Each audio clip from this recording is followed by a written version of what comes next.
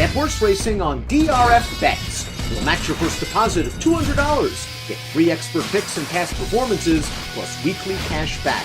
All from Daily Racing Form, the most trusted name in horse racing.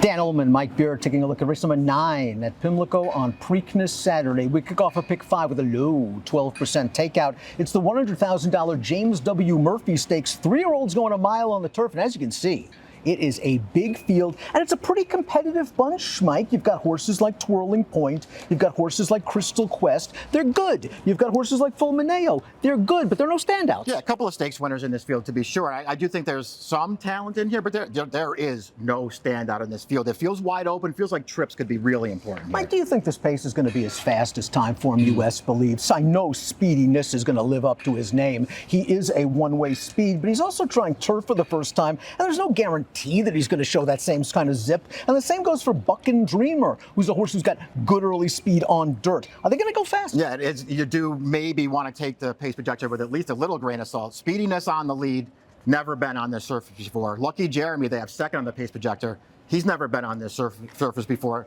Buckin' Dreamer's third on the pace projector. He's never been on this surface before. Are these horses going to bring that speed over to the turf? That's a big question, especially for the number 1, Lucky Jeremy, who is a graded stakes-placed runner on dirt. But as Mike mentioned, making his turf debut, he just went through the auction ring last month, and he sold for $210,000. Now going to make his first start for Mike Maker. We're used to Maker claiming horses and either switching surface and switching distances. Here he buys the horse and immediately moves him to turf. Yeah, not only moves him to turf, he's also going to cut him back a little bit in distance here to the 1 mile distance.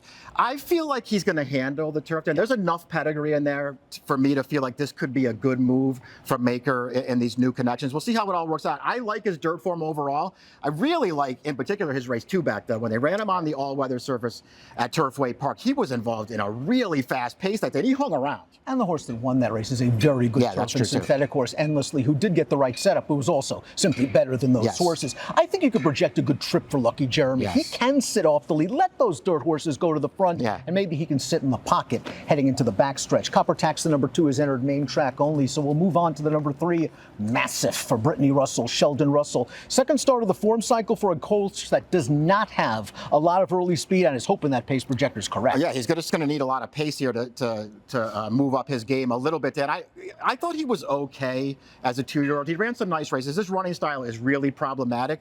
But more than anything else, I felt like he came back off the layoff last time at Keeneland and ran an improved race. He was never a real threat to win that race, but he was staying on at the end there, and he was closest at the finish. I thought that was a good starting off point. And I thought that was a quality field as well that should get him ready for this race. Again, if the pace is fast, he should come with a little bit of a run. Twirling Point is up next, third in the rush away last time out on synthetic behind Tricari, who came back and pulled off a big upset in one of the major stakes races on turf for 3-year-olds, Kentucky Derby weekend. Twirling Point has really done nothing wrong since his career debut, where he just didn't seem to fire at Kentucky Downs. Yeah, he was just really green in his career debut. Didn't break well, had early trouble, and then just didn't really fire. But I gave him the benefit of the doubt for that. He's gotten way better since then. I just like his versatility, too. You can send him to the front, and he'll be fine. You can take him back off the pace, and he'll be fine. They've switched surfaces a lot with this horse. I think he's best on turf. I think he's best on turf as well, and I think he'll be slightly closer to the pace this time around. Not from so far back, but I think he'll work out a good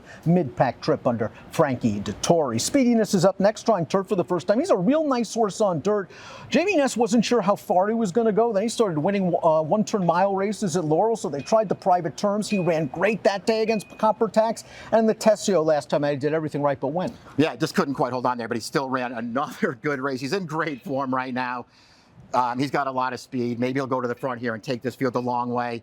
He's not my kind of horse that I don't really want to bet him against these kinds of horses switching surfaces, and I just don't see any real turf pedigree for this horse. Curious to see your thoughts on Naptown going out for Graham Motion. Second start of the form cycle. They sprinted this horse off the layoff on synthetic. I thought it was probably just a prep race for this. Graham likes to point for these 3-year-old races here. I think Naptown is somewhat interesting because he might get the right race flow. I agree. I want to use this horse somewhere. I couldn't ultimately get there and want to put him on top and bet him to win in this race, but I do want to use him somewhere because I do think the talent is in there. He's going to have to move forward here.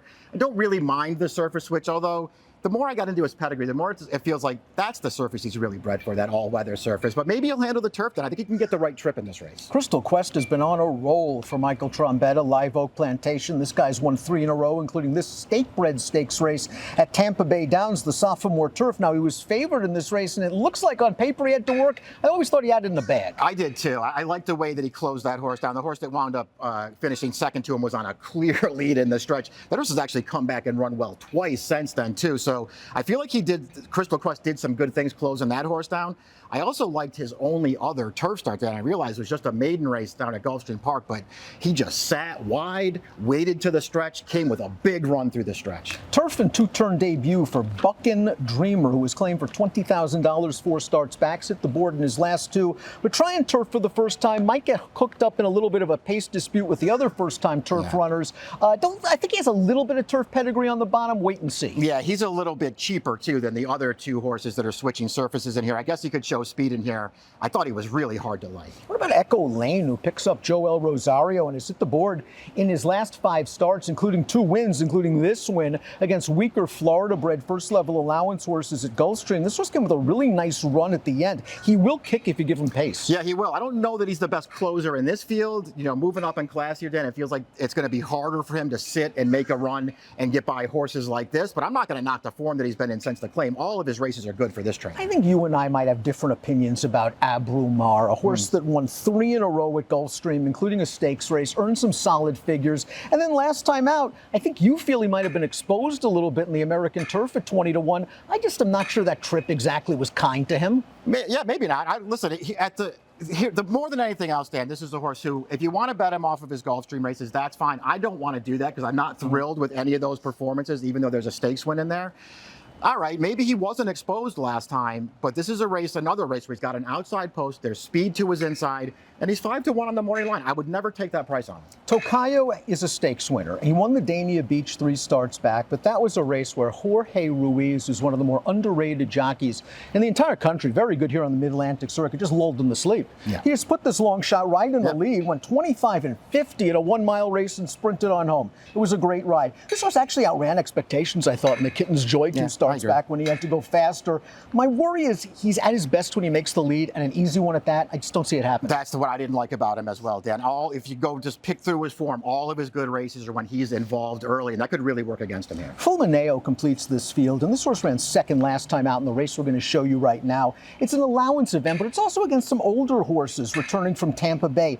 I wish I liked his Columbia 2 starts back just a little bit better. I know he came very wide, and then he was impeded a little bit by a horse that was drifting out on him in upper stretch, but it's kind of been the story for him since he won his second lifetime start, close but no cigar. Yeah, I kind of agree. I mean, he's run okay in all of his races, but he hasn't had that breakthrough yet. I'm with you. The race 2 back, maybe not a perfect trip, but it wasn't a terrible one, and he was only second best. Same thing last time. I thought all in all, he got a really good trip in that race, and he just wasn't quite good enough. He's got post 12 now. I like that Pratt takes over here, can get a good trip in this race. He's got to break through. Let's take a look at our top selections for the James W. Murphy Stakes race number 9. Where are you heading? I'm going to try Crystal Quest in here, Dan. He's moving up in class here. This is the toughest race he's been in by far.